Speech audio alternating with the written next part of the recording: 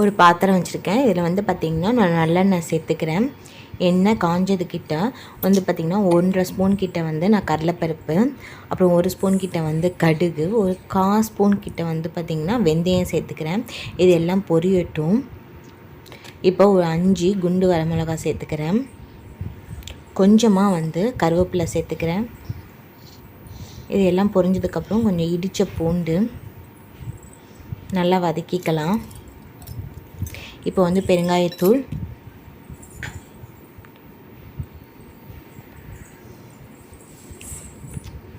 இப்போ நான் 1 ஸ்பூன் கிட்ட வந்து காஷ்மீர் மிளகாய்த்தூள் வந்து இந்த எண்ணெயிலே சேர்த்துக்கிறேன். சேர்த்து விட்டு நல்லா வதக்கிப்போம்.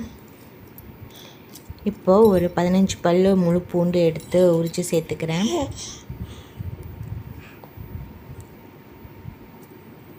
இப்போ வந்து ஒரு 15 தக்காளி இருக்கும். ஒரு மீடியம் சைஸ் தக்காளி தான், அதை கட் பண்ணி நான் அதில் சேர்த்துக்கிறேன். சேர்த்துவிட்டு இந்த எண்ணெயிலே நல்லா நம்ம வதக்கிக்கலாம். தண்ணி எதுவும் நம்ம சேர்க்க வேணாம், அந்த எண்ணெயிலே வதங்கட்டும் நல்லா. இதுக்கு தேவையான அளவு நான் உப்பு சேர்த்துக்கிறேன். இப்போ மூடி இருக்கட்டும், நல்லா வந்து வெந்து வரட்டும் தக்காளி.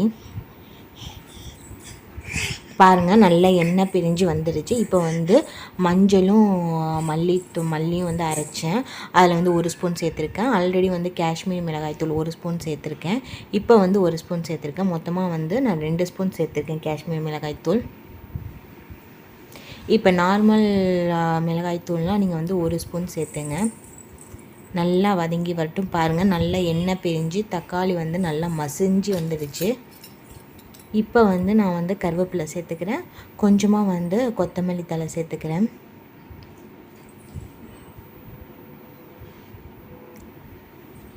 அவ்வளோதான் ஃப்ரெண்ட்ஸ், தக்காளி பூண்டு தொக்கு ரெடி ஆகிடுச்சு. இது வந்து பார்த்திங்கன்னா இட்லி, தோசை, சப்பாத்தி எல்லாத்துக்குமே நல்லாயிருக்கும். இந்த வீடியோ உங்களுக்கு பிடிச்சிருந்துச்சுன்னா என்னோடய சேனலை வந்து சப்ஸ்கிரைப் பண்ணுங்கள், லைக் பண்ணுங்கள், ஷேர் பண்ணுங்கள், கமெண்ட் பண்ணுங்கள்.